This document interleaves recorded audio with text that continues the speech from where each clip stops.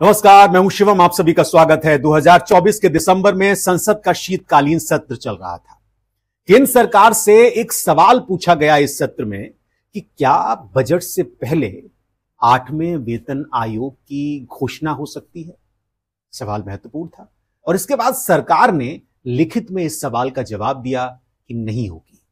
इस जवाब के एक महीने बाद केंद्र सरकार ने 8वें वेतन आयोग के गठन की घोषणा कर दी।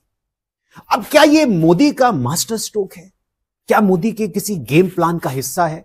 क्या इसके जरिए प्रधानमंत्री नरेंद्र मोदी बड़ा गेम करने वाले हैं और आपकी केजरीवाल की प्लानिंग को चौपट करने वाले हैं? क्या आप दिल्ली चुनाव में बीजेपी का पलड़ा भारी हो जाएगा? चलिए ये जानने की कोशिश करते हैं।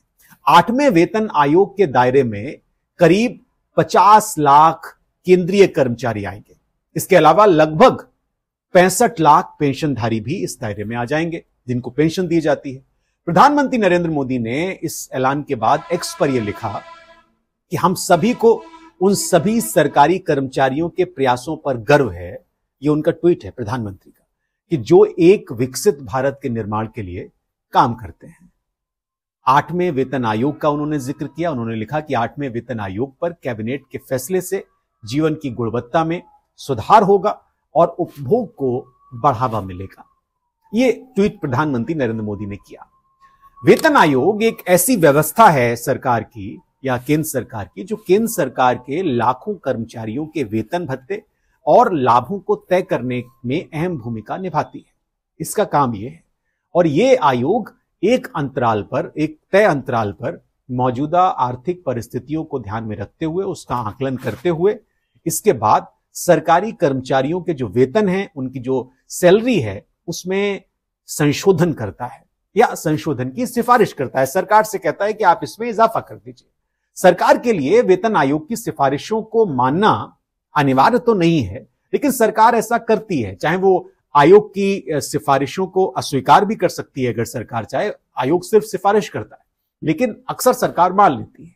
वेतन आयोग वित्त मंत्रालय के अंतर्गत काम करता है। वित्त मंत्रालय के साथ इसका तारतम्य होता है और आमतौर पर इसका गठन हर 10 साल में किया जाता है। हर 10 साल में सरकार इसका गठन करती है। साल 1946 में पहला वेतन आयोग बनाया गया था और तब से लेकर अब तक करीब करीब 7 आयोग बनाए जा चुके हैं। यह बार 8वां आयोग है। 7वें वेतन आयोग ने जो सिफारिशें की थी, उसके तहत कर्मचारी यूनियनों ने कर्मचारियों के वेतन संशोधन के लिए 3.68 का फिटमेंट फैक्टर मांगा था, लेकिन सरकार ने फिटमेंट फैक्टर 2.57 निर्धारित कर दिया। फिटमेंट फैक्टर जो होता है वो एक कैलकुलेशन है जिसका इस्तेमाल सरकारी कर्मचारियों और रिटायर्ड जो लोग हैं जिनको पेंशन मिलती है, उन कर्मचारियों के वेतन और पेंशन को बढ़ाने के लिए इस्तेमाल किया जाता है। एक कैलकुलेशन है। हालांकि इसमें भत्तों को नहीं जोड़ा जाता, भत्ते इसमें शामिल नहीं होते हैं। और 7वें वेतन आयोग की जो सिफारिशें हैं वो लागू होने के बाद केंद्रीय कर्मचारियों का जो न्यूनतम मूल वेतन है वो 7,000 रुपए प्रति महीने से बढ़कर 18,000 रुपए प्रति महीने हो गया था। न्यूनतम वेतन की बात कर रहा हूं, उसमें भत्ते इंक्लूड नहीं है। न्यूनतम पेंशन जो थी वो 3,500 से बढ़ाकर 9,000 कर दी गई थी इसके बाद। और अधिकतम सैलरी जो थी वो 2.5 लाख रुपए कर दी गई थी और अधिकतम जो पेंशन थी वो 1,25,000 रुपए तय कर दी गई थी। आयोग ने तब मूल वेतन में 14.27% की बढ़ोतरी की सिफारिश की थी, जो अब तक के सभी आयोगों की सिफारिशों में सबसे कम है। यह भी इसमें इंक्लूडेड था। 7वें वेतन आयोग की सिफारिशें मंजूर होने के बाद जब इनको मान लिया गया तो वित्त वर्ष 2016-17 के लिए सरकारी खर्चे में 1 लाख करोड़ रुपए की बढ़ोतरी हो गई थी जब यह 7वां वेतन लागू हुआ। आप ये सोच रहे होंगे कि ये सब तो ठीक है, लेकिन इससे केजरीवाल को क्या नुकसान हो सकता है, आम आदमी पार्टी को क्या नुकसान हो सकता है, इसको भी समझने की कोशिश करते हैं। 2011 के आंकड़े अगर आप देखेंगे जनगणना के, तो देश भर में केंद्र सरकार के जो कर्मचारियों की संख्या है वो लगभग 31 लाख थी। इसमें लगभग 2 लाख से ज्यादा ऐसे कर्मचारी थे जो अकेले दिल्ली में रहते थे, दिल्ली में उनका मूल निवास था, यानी लगभग 7% ऐसी आबादी थी। यह डेटा 14 साल पुराना है।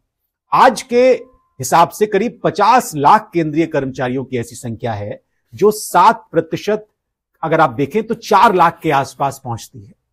इसके अलावा एक और फैक्टर है कि कई ऐसे पेंशन धारक हैं जो दिल्ली में ही रहते हैं, जो दिल्ली में ही मतदाता भी हैं। दिल्ली में दिल्ली नगर निगम है, दिल्ली विकास प्राधिकरण है, दिल्ली पुलिस इंक्लूड है उसमें, और डिफेंस के साथ कई ऐसे विभाग भी हैं जो केंद्र सरकार के अंतर्गत आते हैं, केंद्र सरकार के अधीन आते हैं।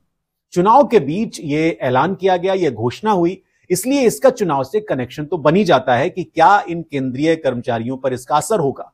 लोकसभा चुनाव में भले ही भारतीय जनता पार्टी 7 सीटें जीत गई थी, लेकिन सरकारी कर्मचारियों के प्रभाव वाली जो विधानसभाएं हैं उस पर भी कैलकुलेशन बहुत महत्वपूर्ण था, क्योंकि उन सभी सीटों पर भारतीय जनता पार्टी पिछड़ गई थी।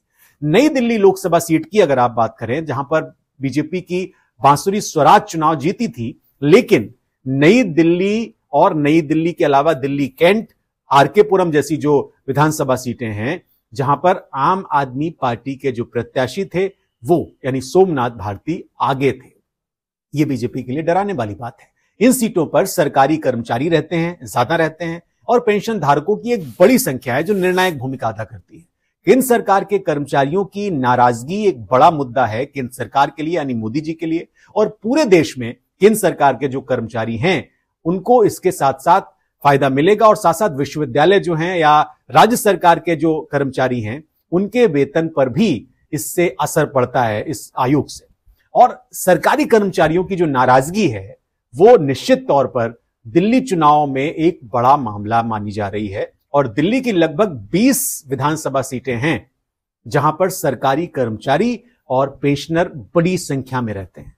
इनमें से नई दिल्ली का मैंने आपको जिक्र किया, दिल्ली कैंट एक है, आरके पुरम एक है, जंगपुरा है, मालवीय नगर है और राजेंद्र नगर है। ये वो सीटें हैं जहां पर ये लोग ज्यादा रहते हैं।